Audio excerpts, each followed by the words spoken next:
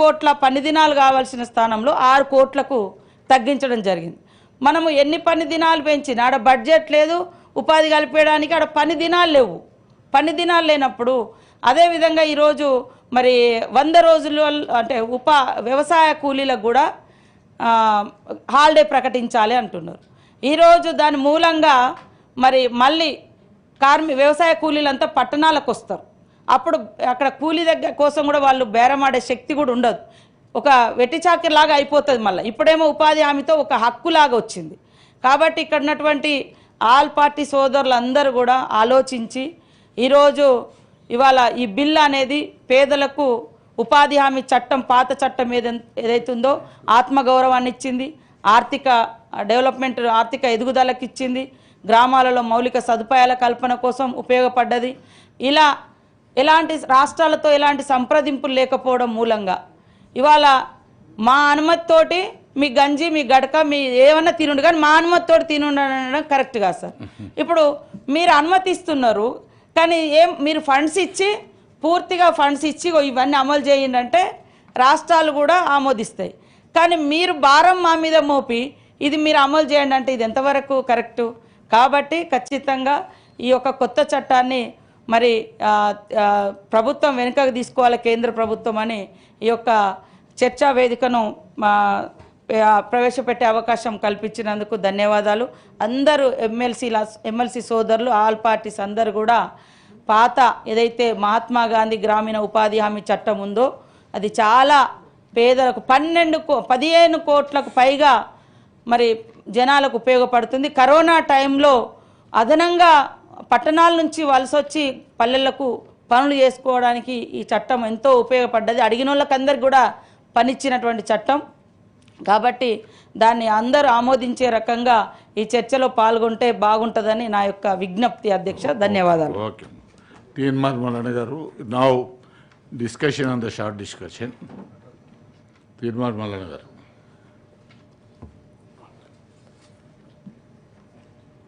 మహాత్మా గాంధీ జాతీయ గ్రామీణ ఉపాధి హామీ పథకం పైన స్వల్పకాలిక చర్చ జరుగుతూ ఉంది. అంటే ఇది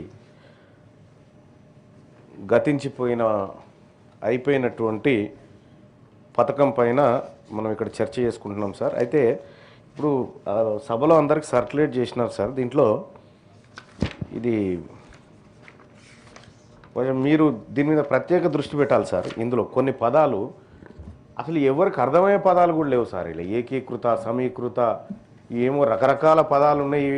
ఇవి సభ్యులకు కూడా అర్థం కావు సార్. చదవడానికి ట్రాన్స్లేషన్ కష్టంగా ఉంటే మనకు అధికార యంత్రాంగం ఉంది కదా, వాళ్ళు చూసుకోవాలి కదా. ఇది అసలు ఏది మన గతంలో సాధారణమైనటువంటి భాషలో ఇది సమాజానికి అర్థం కావాల్సినది సార్. ఇది అంటే ఇక్కడ వికసిత గ్రామ పంచాయతీ ప్రణాళికల ద్వారా చేపట్టవలసిన సమీకృత పనులతో పాటు ఇవన్నీ పదాలు పాపం మా అక్కనే కాదు సార్, ఆమె ప్లేస్లో నేనున్నా తడబడతాయి అన్నీ. ఆ పరిస్థితి ఉంది. చదువుతాం, అక్షరాలు చదవకపోతే ఏం చేస్తాం కానీ. సో ఇంకా సులభంగా అర్థం కావాల్సినటువంటి అవసరం ఉంది సమాజానికి. ఈ కాపీ మొత్తం అర్థం కావాల్సినటువంటి అవసరం ఉంది. సరే, ఇవాళ మనం ఇక్కడ చర్చ పెట్టుకున్నాం సార్, స్వల్పకాలిక చర్చ. ఉపాధి హామీ పథకం అసలు దాని లక్ష్యం ఏంది, దాని ఉద్దేశం ఏంది, ఎందుకోసం ప్రవేశపెట్టినారు సార్? మన్మోహన్ సింగ్ గారు సార్ ప్రధానమంత్రిగా ఉన్నటువంటి సమయంలో ఇటువంటి గొప్ప చట్టాలు, గొప్ప ప్రయోజితమైనటువంటి ఎన్నో చేశారు సార్. అందులో రైట్ టు ఇన్ఫర్మేషన్ యాక్ట్ కావచ్చు, రైట్ టు ఎడ్యుకేషన్ యాక్ట్ కావచ్చు, ఈ ఉపాధి హామీ చట్టం ఏదైతే ఉందో సార్, ఫుడ్ సెక్యూరిటీ బిల్ ఏదైతే ఉందో సార్, ఇది 2005లో పెట్టినట్టున్నారు, 6 నుంచి అమలైనట్టుంది సార్. ఇది అప్పటి నుంచి ఇప్పటి వరకు సార్. ఒకప్పుడు ఎట్లా ఉండే అంటే సార్, గ్రామీణ ప్రాంత వాతావరణము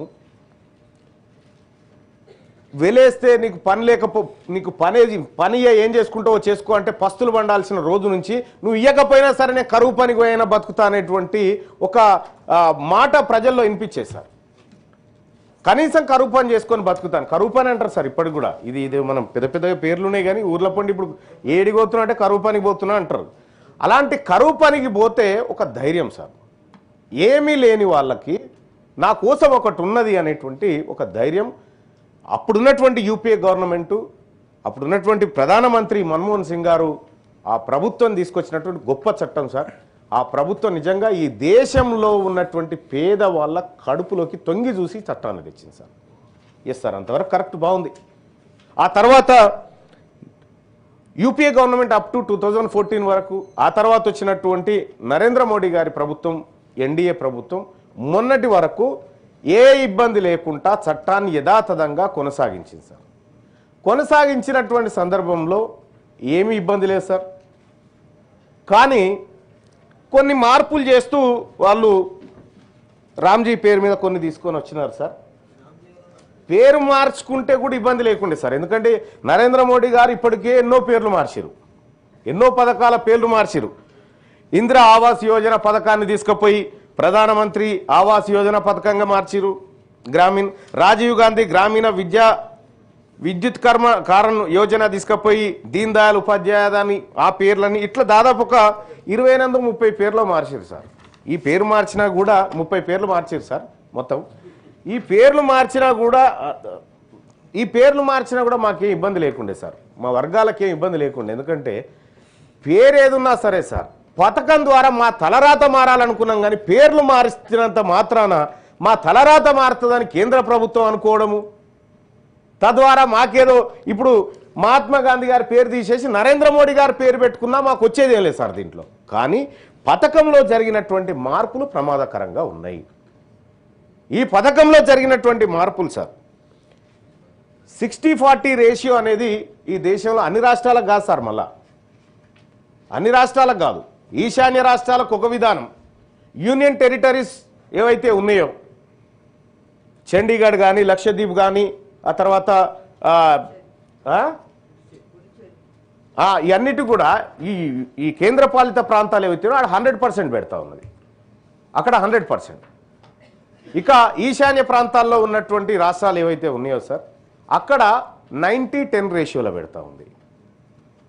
ఇక్కడికి వచ్చేసరికి ఏ ప్రాంతంలోనైతే ఎక్కువ మంది ఎస్సీ ఎస్టీ బీసీలు ఈ పథకం పైన ఆధారపడి బ్రతుకుతూ ఉన్నారో వాళ్ళ నోట్లో మట్టి కొట్టినట్టుగా, అసలు వీళ్ళతో మాకు సంబంధం లేదన్నట్టుగా మేము 60% ఇస్తాం, మీ కర్మ అది సార్. ఒకప్పుడు ఈ పథకంలో కూడా చాలా రకాల కొర్రీలు పెట్టారు సార్. మళ్ళీ దాంట్లో అనేకమైనటువంటి కొర్రీలు కనిపిస్తూ ఉన్నాయి. కేంద్ర రాష్ట్ర ప్రభుత్వాల భాగస్వామ్యం ఓకే సార్, ఉండాల్సిందే. మన ప్రభుత్వం కూడా అట్లాంటిదే. కేంద్రము ఆ తర్వాత రాష్ట్ర ప్రభుత్వాల బాధ్యత ఉంటుంది. ప్రజలను కూడా కేంద్ర ప్రభుత్వానికి రాష్ట్ర ప్రభుత్వానికి పన్నులు కడతా ఉన్నాం. మీరు ఎక్కడి నుంచి ఖర్చు పెడతారనేది మాకు కాదు, కానీ బాధ్యత నుంచి తప్పుకోవడం అని అంటే సార్, ఇప్పుడు ఉపాధి హామీ కూలీ పనులకు సంబంధించినటువంటి నిధుల షేరింగ్ ఏదైతే ఉందో దాని నుంచి నువ్వు 100% నుంచి 60కి తీసుకున్నావు అంటే బాధ్యత నుంచి తప్పుకుంటున్నట్టు కదా. కేంద్ర ప్రభుత్వం తన బాధ్యతను విస్మరిస్తూ ఉంది. ఈ దేశంలో ఉన్నటువంటి పేదల పట్ల ఎస్సీ ఎస్టీ బీసీ మైనారిటీ ఎవరైతే ఉన్నారో వాళ్ళు ఈ కరువు పని పోయేటోళ్ళ నెత్తి మీద ఇప్పుడు పిడుగుపడ్డట్టు అయిపోయింది సార్. వాస్తవానికి రాష్ట్రాల ఆర్థిక పరిస్థితే బాలేదు సార్, రాష్ట్రాల ఆర్థిక పరిస్థితి బాలేదు. ఇప్పుడు రాష్ట్రాలు మండికేయ మేము ఏమని కేంద్రం చెప్పడంతో అసలు ఈ కరువు పని ఉంటుందా